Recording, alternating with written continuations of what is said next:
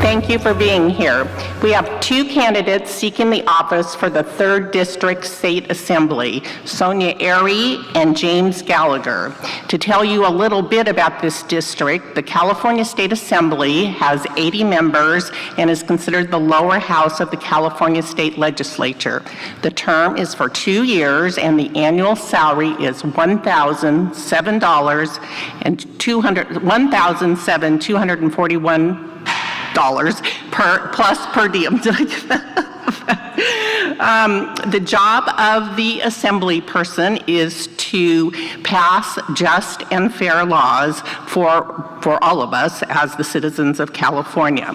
As far as the geographical area of the 3rd Assembly District, it has a population of 468,000 as of the last census, and it covers the counties of Glenn, Sutter, Tehama, and Yuba, and also 48% of Colusa and 9% of Butte County, including Biggs, Chico, Gridley, Oroville, and Paradise.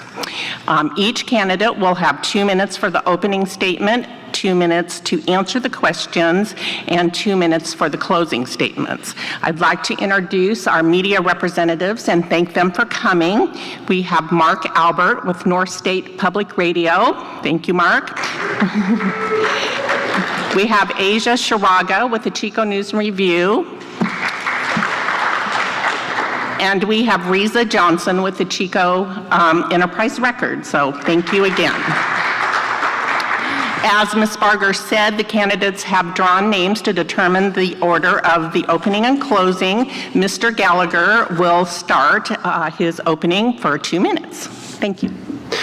Okay, well, thank you for having me tonight. I want to thank the League of Women Voters for putting on this forum. My name is James Gallagher. I'm the current Assembly member for this district, the 3rd Assembly District. A little bit about me: I'm a small business owner and also part of my family's farming operation in South Sutter County. My wife and I, my wife's here with me tonight, we are currently raising 5 children in the North State, and we want a better life for them. We think a lot about, what is this going to be like for the next generation. And as I've, stepped into this seat and served in this capacity, it's truly an honor. And I take it as the ultimate public trust that I go and fight for this area and advocate for its people. And I'm really proud of the work that we've done. When I first came into office, we were in the midst of a drought, and we knew we needed to get investments in our water storage infrastructure. And just this year, the water bond, we have allocated $850 million for Sites Reservoir to make sure that project gets done.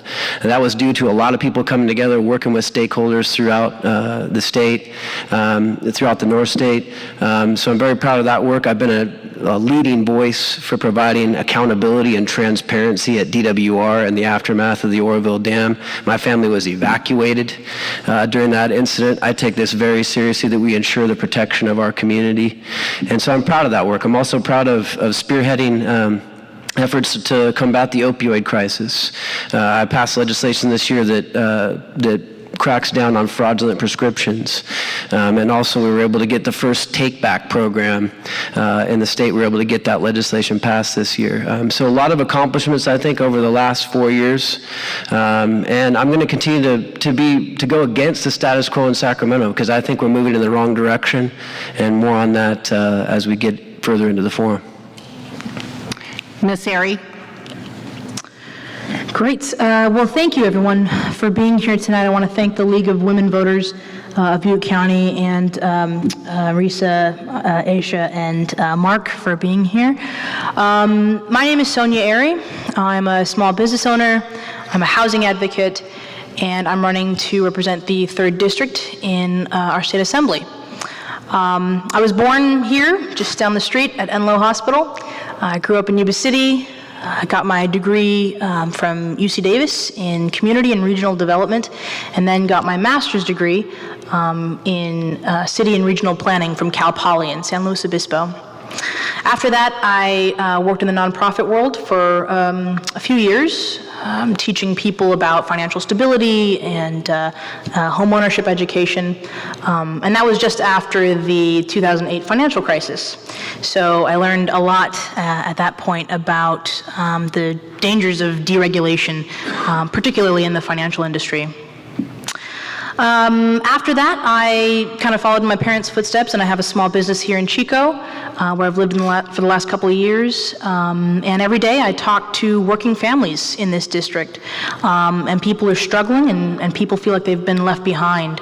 And I want to be a voice for the people who feel like they've been left behind in this district, and I look forward to a good conversation tonight. Thank you. We're going to start with our media questions, and we will start with the Chico Enterprise Record. The prevalence of homelessness is a raising concern in our state, and in Butte County, the last point in time count done in 2017 by the Continuum of Care found that almost 2,000 people were living on the streets here. That is the highest number for the area on record. What would you do as a state representative to address this issue? And Sonia, you'll be answering first. Great. So, as I said, I worked in the nonprofit world on home ownership. We also worked on a lot on homelessness throughout California. The housing situation in California obviously is very complex and needs a complex solution. So what I would propose is something short, medium, and long-term to make sure that we have a comprehensive solution for housing. So first of all, in the short term, to provide immediate relief, I would urge everyone here to vote yes on Prop 10, which is commonly known as the rent control bill. What I like about Prop 10 is that it brings local control for rental prices. So what's right for us here in Butte County is not right for San Francisco. And Prop 10 would give us local control to set rental prices. The thing is, we know that those kinds of policies don't work unless we have an incentive for developers to build affordable housing. So I would work with at the county and city levels with with developers to incentivize and take some of that red tape away so that they can actually not only build more housing, but build a more diverse housing stock.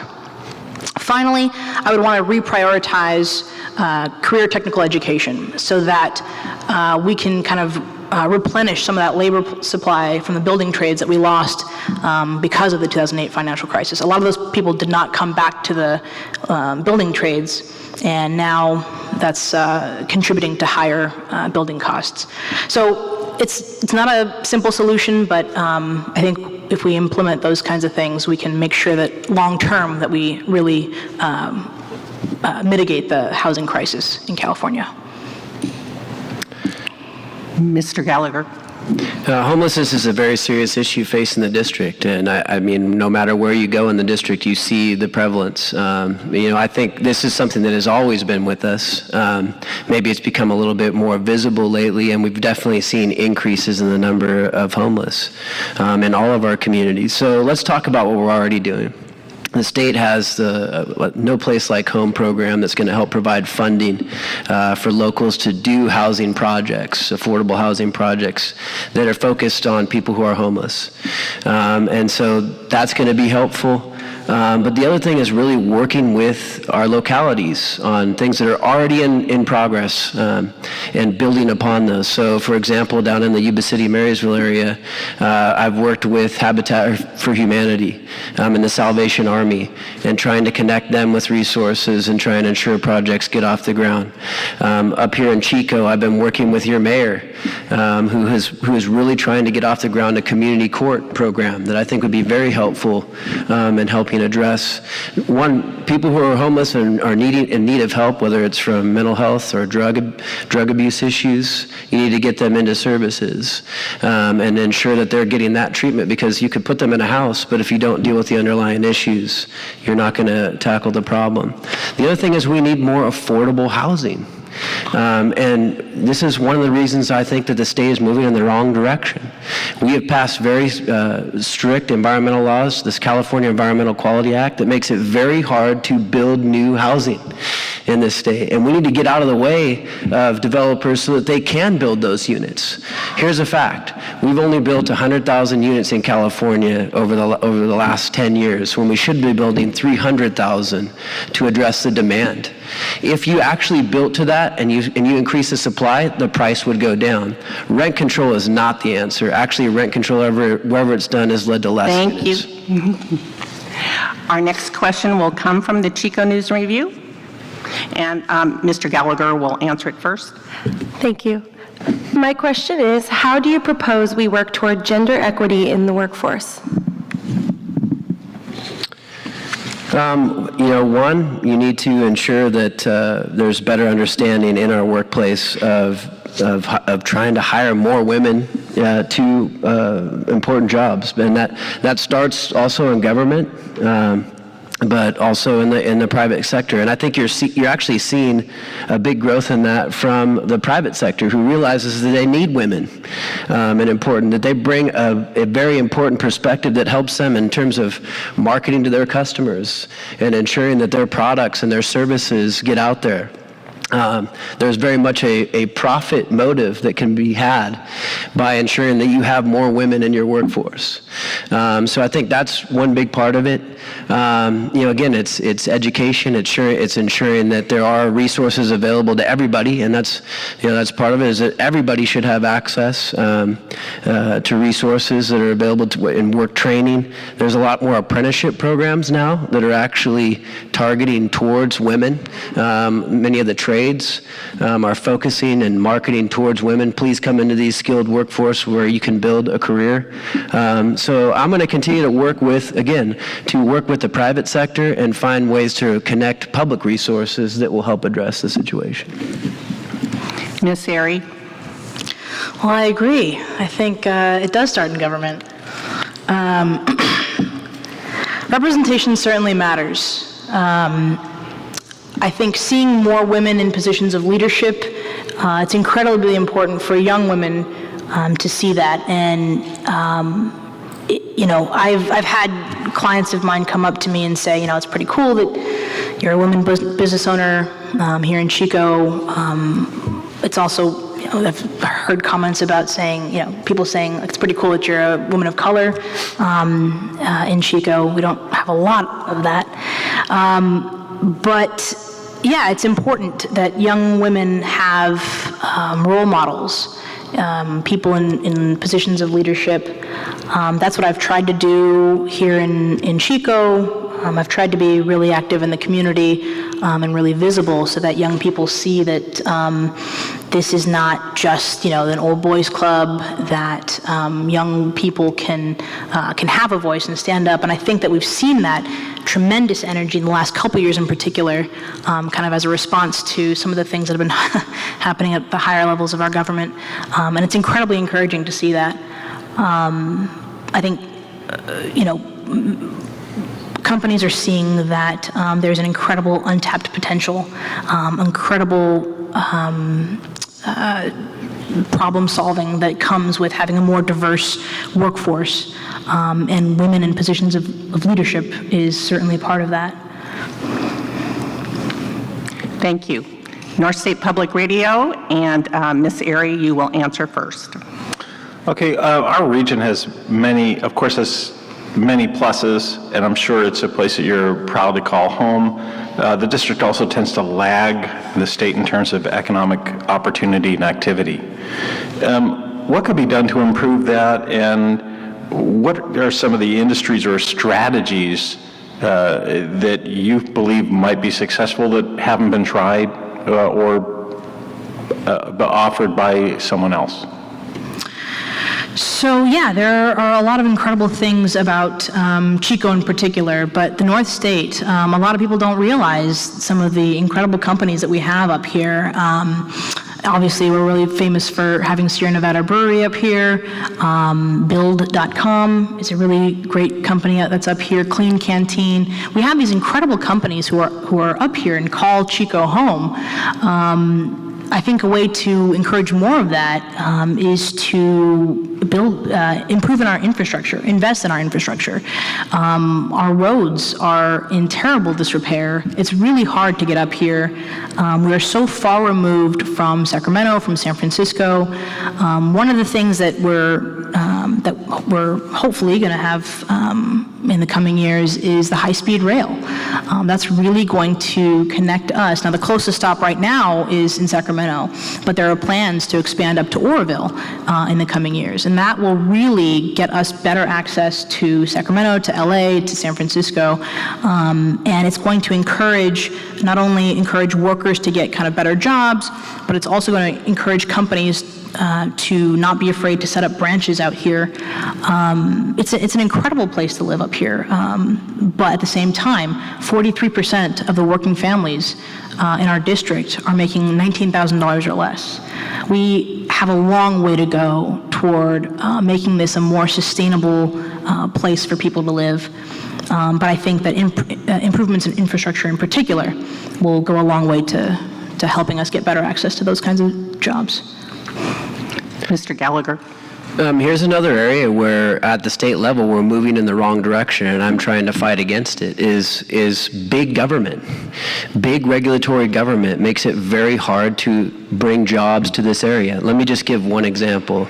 In Oroville, they wanted to bring a glass factory to the area, but because of their emissions, CARB and the one-size-fits-all policy we essentially have in California, where Northern California is almost treated the same way as smog-ridden Los Angeles, they were not able to come in here. It was too costly for them to come into the area. In Oroville, where we need jobs, these are good-paying, blue-collar jobs that we lost out on because of our regulatory state. And when you look at the timber industry, which used to be a huge creator of jobs in our area in the North State, it was essentially eliminated by government.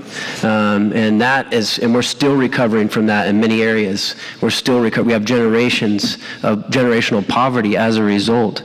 So really what we need to do is we need to scale back the regulatory state, and we need to attract businesses. I had legislation this year that would have created an incentive zone for water technology companies.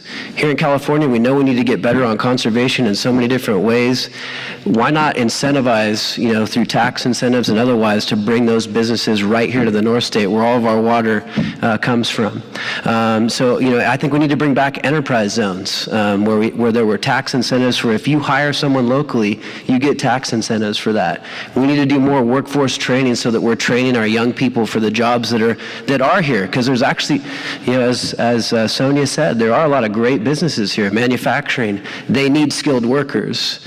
And so we need to have better career technical education programs that ensure that those kids are going to be able to come right into a job that they can sustain a family with. So that's what we're working on. Thank you. We have several questions here on upcoming propositions. One is the Proposition 6, which is commonly known as the repeal of the gas tax. Could you please give us your position, and we'll start with Mr. Gallagher. I absolutely am against the gas tax. I believe it should be repealed. I think you should vote yes on Proposition 6. And here's why. I was there when it was passed. And even the way in which it was passed was wrong. And it's something that we should all be concerned about. Let's start with the facts. Over the last 8 years, we've had $36 billion come into our general fund, into our coffers in California. Not a single dime of that money has gone into roads. And then last year, facing the gas tax monies going down, by the way, they've robbed that fund over the years several times, the Democratic majority in Sacramento. And they've continued to rob that fund, and now it's going down, so they said, hey, the only way we can make up for that is to increase the tax, the gas tax on everybody else. By the way, it's a regressive tax that the poorest in our communities pay the most. It's most burdensome to them. And they said, this is the only way we can fund roads, when they have $36 billion that have come into their coffers, and we couldn't make that a priority in the budget, that we put money into. Every year that I've been in the legislature, I've said, we need to put general fund money into our roads and all of our infrastructure. That should be a priority. And let's talk about how they passed this bill. They needed 2/3 vote. They didn't have it. They held the vote for literally an hour while they bullied members to vote for this bill. They had already abstained. They said, we're not voting, or they were voting no. They bullied them into finally passing this. You know, and people said, that's how we do things around here. I think that's wrong. We don't need mob law in a bully state, and the people need to be able to speak, and they are going to in November when they overturn what is really an egregious policy. We need to put the money where your mouth is. If you say that roads are important, you'll do it in the budget. You won't put it on the backs of taxpayers who are already paying the highest costs in the nation. Thank you. Ms. AERY? So California has the second highest fatality rate on rural roads in the country. Poor roads hurt not only individual citizens when just this year alone, the part of Highway 70 that goes through our district has taken 13 lives that we know of. Poor roads also hurt our rural economy when the agricultural industry and manufacturing industries rely so heavily on our road network.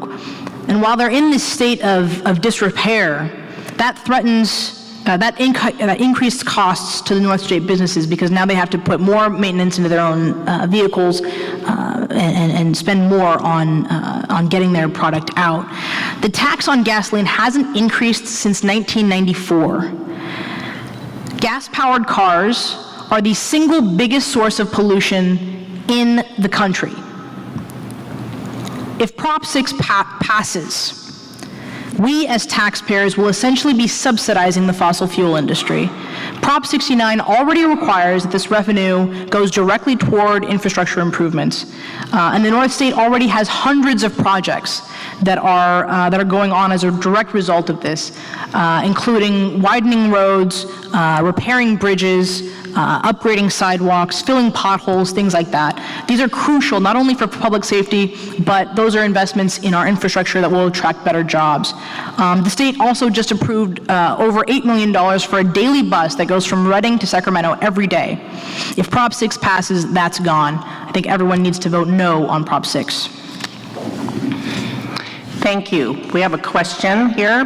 How would you defend the Feather River from the hazardous materials being shipped by rail down that dangerous route? And we will start with Ms. AERY. Sorry, Would you like me to repeat that? repeat? Yeah. Yes, I apologize. How would you defend the Feather River from the hazardous materials being shipped by rail down that dangerous route? That's not an issue that I'm familiar with, but I would gather stakeholders, make sure that we know who is being impacted by this, who's benefiting from this, and come up with a solution that does the least amount of harm and protects the working families in our district. Thank you. Mr. Gallagher? To me, the greatest threat to the Feather River right now is the Oroville Dam, and at least historically how DWR has managed and operated it. And so to me, I think in order to really ensure the safety and the vitality of the Feather River, we really need to ensure that we're engaged in what's going on at Oroville. That's why I've been such a big advocate for ensuring that we get accountability, that we know what's going on up there, and that our local community has input into it. So that is where we really need to start. That event, by the way, put millions of cubic yards of sediment into that river. We've seen huge sediment builds up, and I've been told, at least by one DWR official, that happens every year.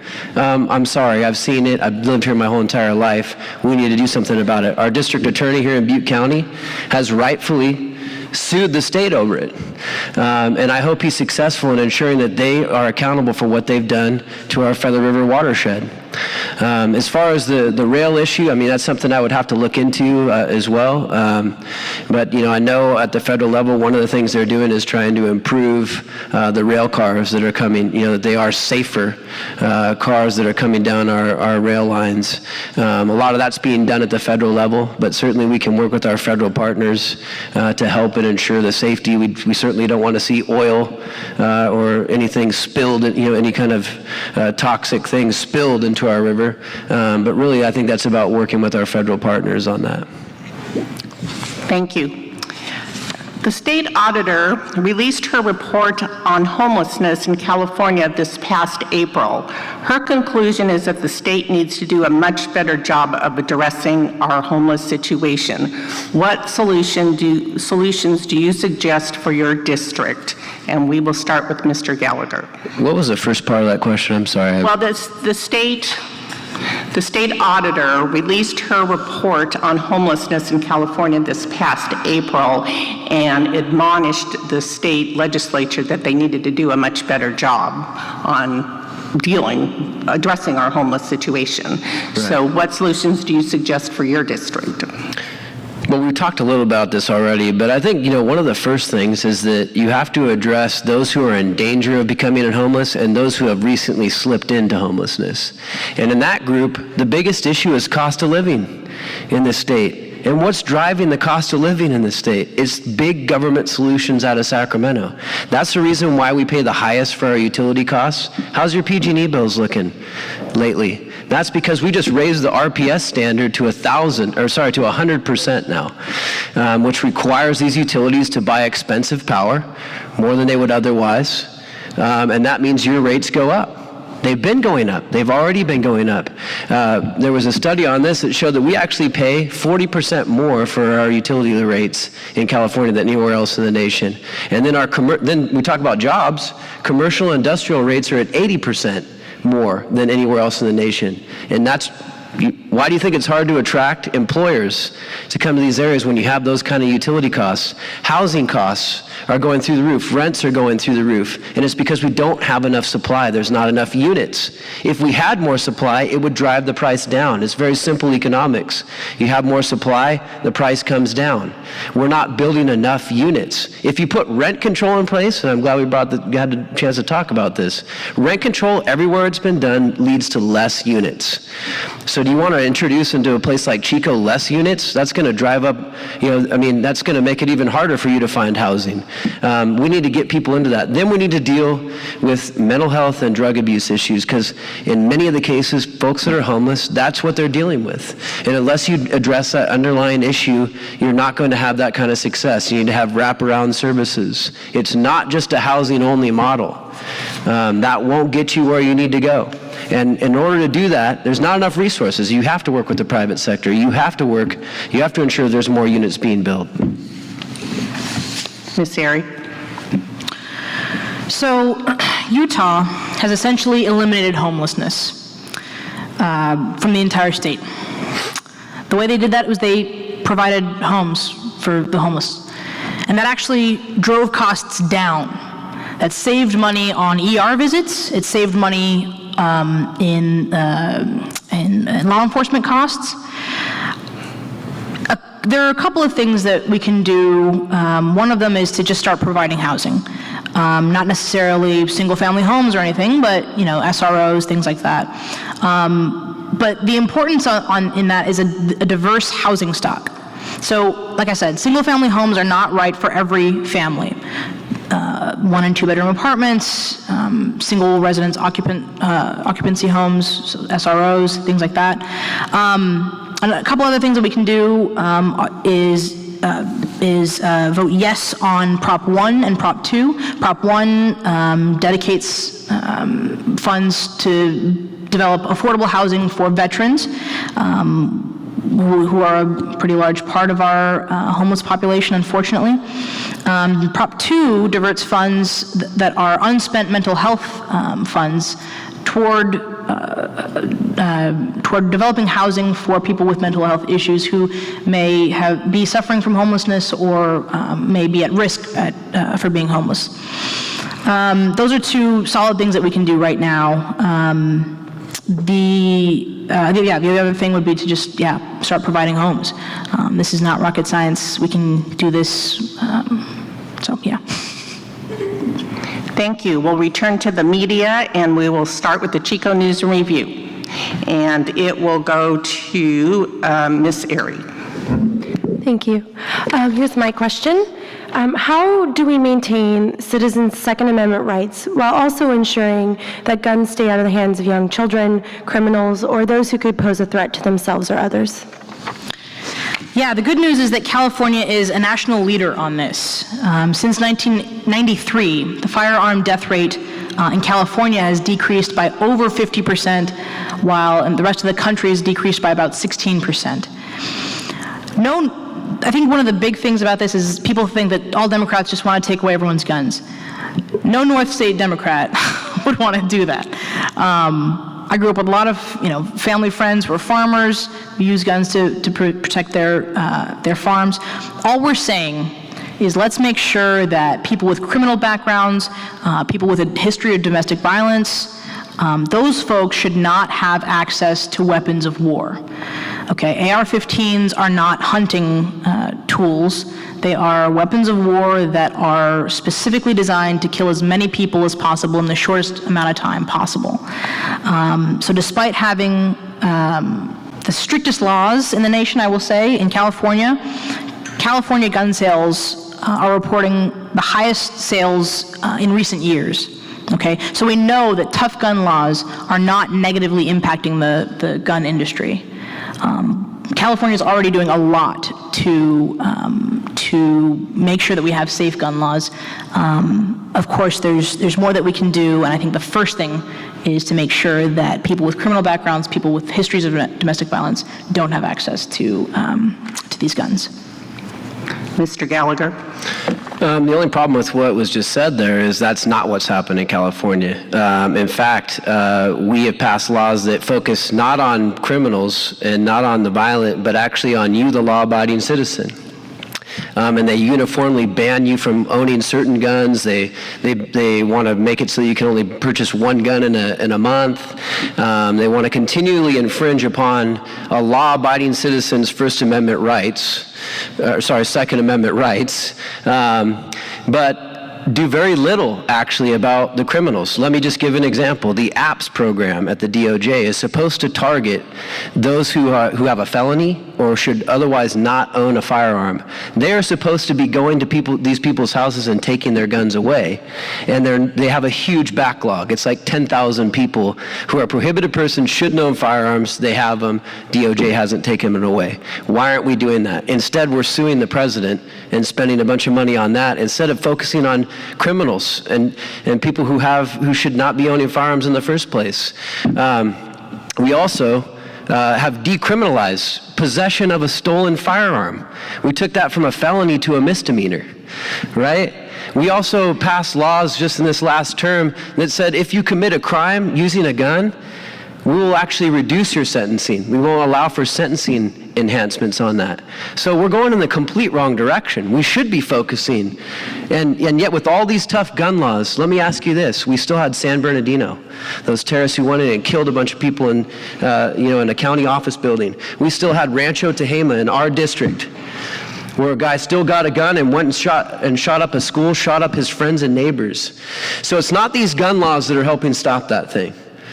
What we really need to do is focus on the criminals, the terrorists, those the mentally insane who should not have these weapons, and actually do something on that front instead of penalizing law-abiding citizens. Thank you very much. North State Public Radio. And let's see, Mr. Gallagher, you will answer first. All right. Assemblyman Gallagher, is Lake Oroville being managed to the level of safety that you feel comfortable with? And if that's not the case, what changes need to be made both in terms of operations and in terms of the management structure, in terms of who pays the bill gets to make the rule? So no, not yet. I think we're making progress on that front. And first of all, we need to finish this construction project that's still ongoing to rebuild that spillway the way that it should have been built the first time. That is, when we looked back, the forensic report that was done on the spillway, immediately people noticed this is a flawed design. And we also found out that the designer was actually a recent college grad, who was tasked with making the original design. And so all these things we saw, the geology showed that there was weathered rock in these areas that should have been dealt with, that should have been fully excavated. Now that's finally being done. This project that's being done, they've actually, some of the reason the cost has increased is because they've had to dig out more rock. Imagine that. So getting this construction project done and making sure that spillway is in the position that it should be and should have always been is the number one priority. But then it's about how do we make sure that this project is managed in a way that takes into account the safety of this community. Yes, the State Water Project is a great thing. It provides 26 million people in California with drinking water. It's a monumental infrastructure feat. However, we're the ones that are in the shadow of it. It needs to be operated at the utmost of safety. That's why I passed landmark dam safety legislation that's going to ensure that those inspections are more thorough and that they're done every single year. Our law before I passed this legislation said dams should be inspected from time to time. I think that's a problem. Obviously, we remedied that. We're working on that as well. And then it's about ensuring that the long-term operation and maintenance of that facility should not be a backroom discussion between the water contractors and DWR. We need to be in the room. This local public who's affected by that dam needs to know what is the plans for how you're improving the assets, the management. We had a great success here recently that I'll get to in a little bit. Ms. AERY? I wish that all this construction and these committees were set up before 2017. This kind of gets me because I, like many of you, I will not forget sitting on my couch, waiting for my parents from Yuba City to evacuate up to me in Chico. What should have been a 45-minute drive took 5 hours. And a lot of people were in the same situation I was. About 200,000 people were given less than an hour's notice to evacuate. And that's inexcusable. Our leadership at that time, above all else, had a responsibility to keep this district safe. They knew for years that there were problems with the dam and this spillway. In 2005, it would have cost about $100 million to repair the spillway. Now it's costing something ridiculous like $5 million per day. Like I said, I wish these committees and things like that were set up before then. Of course, now we're making efforts to be involved and to know what DWR is doing, to make sure that we know what infrastructure improvements are actually being made. Where is this money going? Why do the costs keep going up? We need somebody in leadership that will hold these folks accountable before a crisis happens. It's hard to obviously know when that's going to happen, but to take these kinds of things seriously, it's important because hundreds of thousands of lives are at stake. We pretty much get it. Chico Enterprise Record, and we'll begin with Ms. AERY. What can the state do differently to prevent wildfires from becoming catastrophic? Yeah, so our forests are obviously in a state of crisis right now. If this was solely a state issue, you would have just seen California experiencing these devastating wildfires. But instead, you're seeing these devastating wildfires happen in California, in Oregon, in Nevada, Colorado.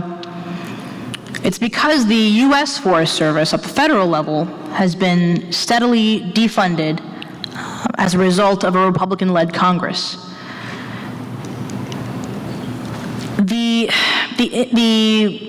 What we know is that we need someone who will fight to make sure that we get our fair share of federal funding and let our local experts do what they know how to do. Our local folks know how to manage these forests. They know what they're doing.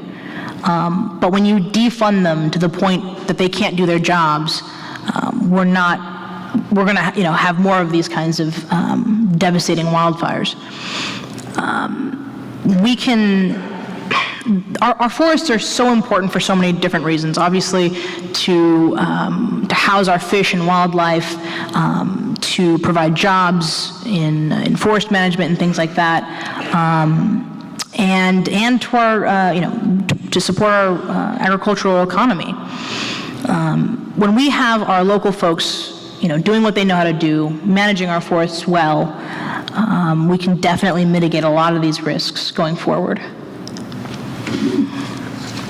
Mr. Gallagher. And here is yet another example of where big government California continues to get it wrong.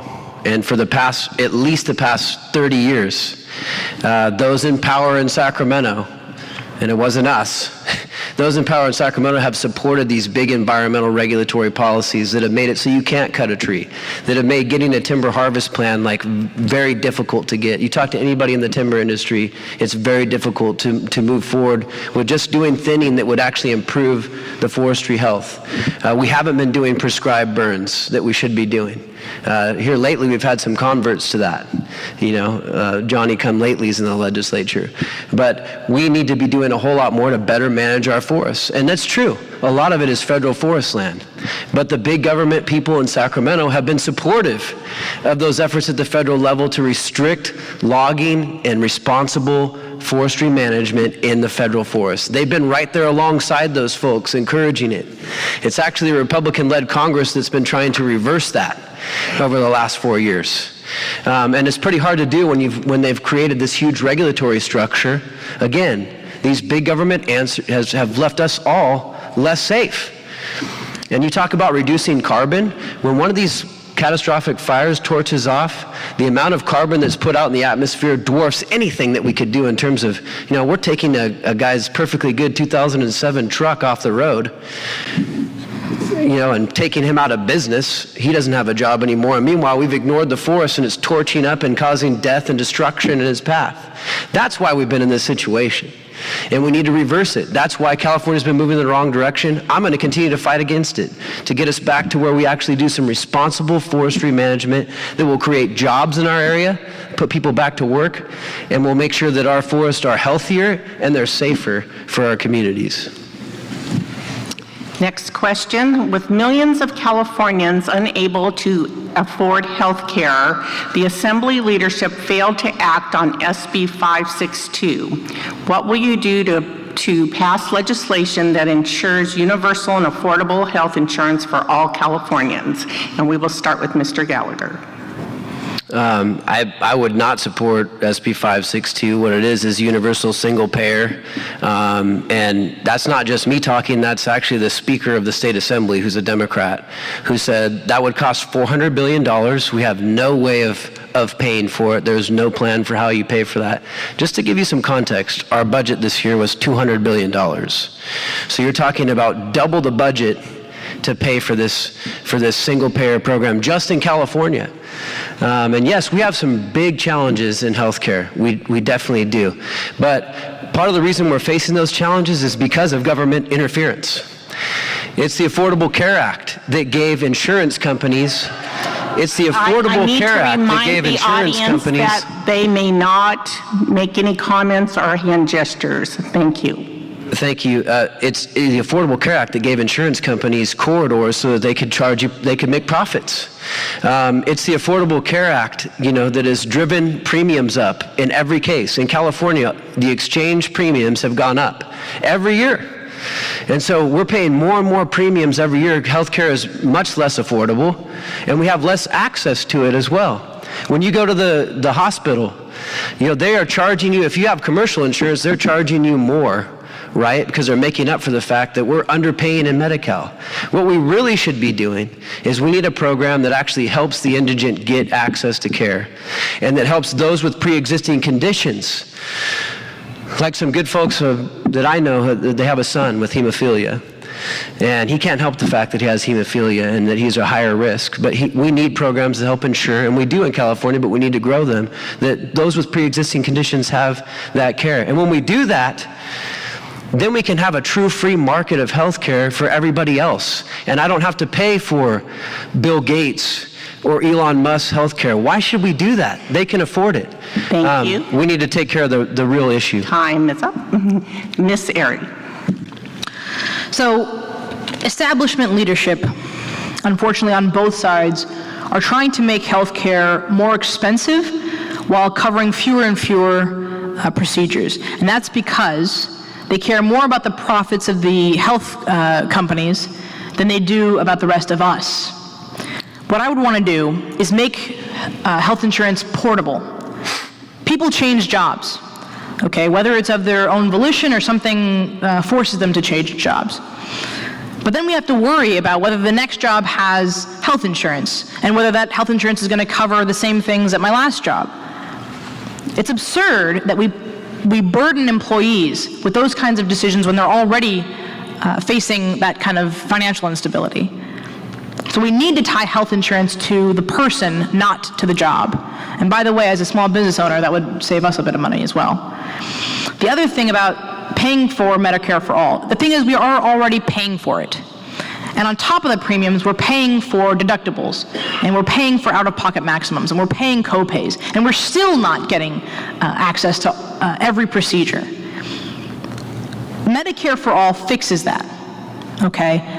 We've seen study after study show that Medicare for all is the most cost-effective way to provide coverage, and it provides coverage for everybody. It's time the U.S., starting with California, joins the rest of the developed world and provides Medicare for all. Thank you again. I would like to remind the audience to please not verbalize your comments. Our next question concerns SB 822, which was recently passed by the California legislature. The official title is the California Internet Consumer Protection and Net Neutrality Act of 2018. What is your position on net neutrality? And we will start with Ms. AERY. So basically, net neutrality, a lot of people ask me what does it even mean in the first place. Basically, net neutrality means that no matter what website you go to, it will load at the same speed as any other website because your internet service provider, your ISP, must remain neutral. They can't throttle speeds of certain sites. Unfortunately, my opponent voted against the net neutrality bill about a week after we discovered that Verizon was caught throttling internet speeds of the Santa Clara Fire Department while they were in crisis trying to fight a wildfire. I'm proud that California passed one of the most comprehensive net neutrality bills or laws in the country. But we need leadership who will make sure that we don't get taken advantage of just because a big corporation is a big donor to our campaign. Mr. Nielsen? Gallagher. Gallagher. Although I see So Senator sorry. Nielsen is in the House. Yeah, I did oppose the bill, and here's why. First of all, I agree with the principles of net neutrality. It should be neutral. There should be no throttling. There should be no there should be no banning of content, period. However, that needs to be done at the federal level. What they were trying to do is create a California-only regulatory system that actually would have made it harder for you to get streaming live videos and things like that. And in fact, ISPs and the agreements that they've had actually have made for more access for people with the agreements that they've made with groups like Netflix, for example. So again, creating another regulatory structure, another regulatory agency, California only. How do you think, the internet is worldwide. It transcends all borders, so why should we have 50 different regulatory networks in all 50 states? That's why it was bad policy. That's why I opposed it, and I will continue to. And, again, I'll just go back to healthcare again for 1 second. If you really believe that handing over healthcare to another government agency, like the Department of Motor Vehicles, or like the Department of Water Resources, is going to somehow have more efficient and better healthcare for all of you, man, The history sure doesn't show that, folks. Handing it over to the government is going to assuredly mean rationing. It's going to assuredly mean cost measures put in. The costs are going to continue to rise. It doesn't do anything about the rising costs of pharmaceutical drugs. It doesn't do anything about the rising costs, in our hospitals. The fact that many medical providers are getting underpaid right now, and so it's hard for them to provide care. We've lost medical docs, private practice medical docs in our region, right? It's all because of more government interference. And if you think that that's going to improve your internet and your ability to access information, who's the biggest people who've interfered with your content? It's Facebook and YouTube. It's big tech. They're the ones that we should be talking about, not the ISPs. Thank you. We're going to take one final question before we move to the closing statements. This question concerns Proposition 8, which regulates how much dialysis clinics can charge, and we will start with you, Mr. Gallagher. I mean, once again, I think this is just going to be another big government solution. So now we're going to regulate what you can charge at a dialysis clinic, and here's the thing: we right now have clinics that people rely on, right, here locally, that they go to on a daily basis to get dialysis treatment. And if we continue to regulate and try and move into that market and say, this is how you're going to do it, they're going to close those dialysis clinics down, and people are going to have to travel much longer distances to get access to much needed care. If you have end-of-life renal disease, you can't afford to be having to travel around all over the state. We need to ensure that there's clinics and there's access for people. And again, we've seen it again and again and again in this state. The more that you regulate something, you slow it down. You make sure there's less access. You make it so there's less choices available to you. And essentially that's what socialism does.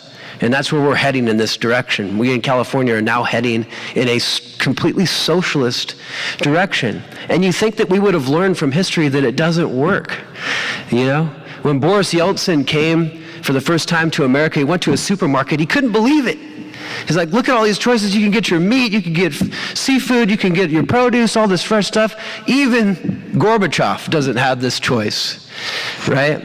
And it was right then that we knew. Actually, the free market system produces more prosperity for everyone, gives people more choice, gives people better access. It's lifted more people out of poverty. And why should we go in the opposite direction?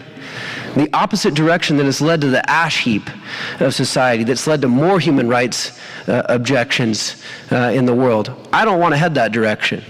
I want to head in the direction of greater prosperity for all. And if we don't turn the corner here in California, it's going to get worse. Your costs are going to get more. And I, for one, am not going to let that happen. I'm going to fight for the next generation. Thank you. Ms. AERY. So basically what this proposition is getting at in California is that these companies are making billions upon billions of dollars, and they're not being held accountable for basic standards of cleanliness in these clinics. What it means to just regulate something is basically just to hold it accountable for basic like hygiene. The folks that are working in these clinics are stretched way too thin. They don't have enough people working in the clinics to cover all the patients that they have. Basically, this bill would support people who are working in the clinics and support patients of these clinics, and that's why I would say yes on Prop 8. Okay, thank you both for your thoughtful answers. We're now ready to move into our closing, and Ms. AERY, you will be going first. Okay, well, thank you again for having us here tonight. We touched on a lot of different issues that are incredibly important both to the current state of our state and to the future of our North State. But what I want to leave you with is this.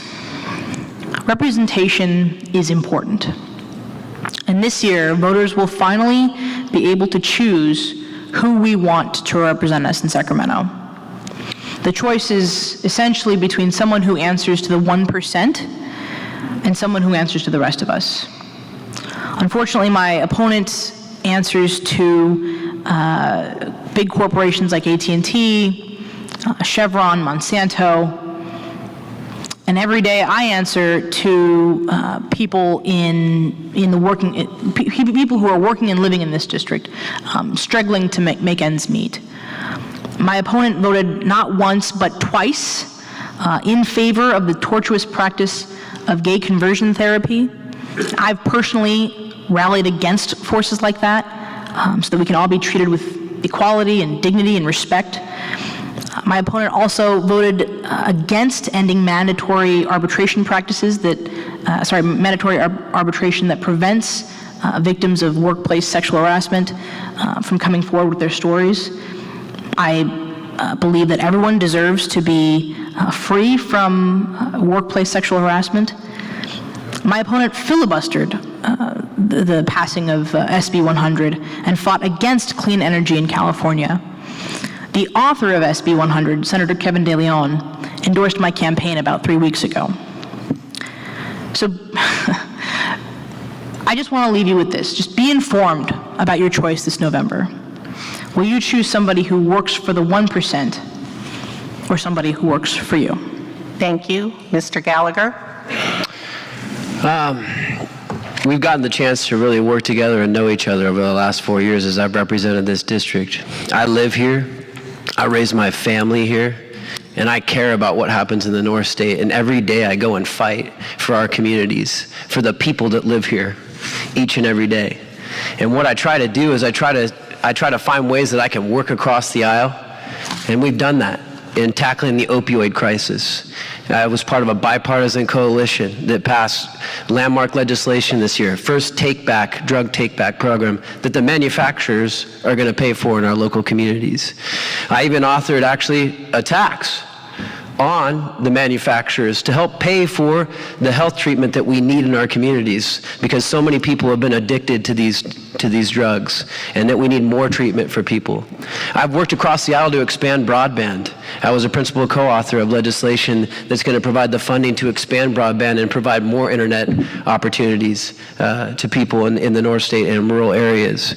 So I'm proud of my work. I talked about Sites Reservoir. We're going to build that project because of the work that we've done together, working with all of you. I'm working with our local communities. I know all of our local electeds because I'm talking to them all the time about how we really tackle homelessness and how we improve economic development in the North State.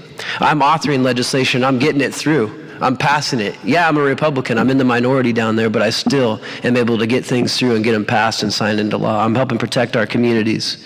And I'll tell you what, I am against the status quo, and there is no clearer choice that you have in the race for assembly and all the way up and down the ticket.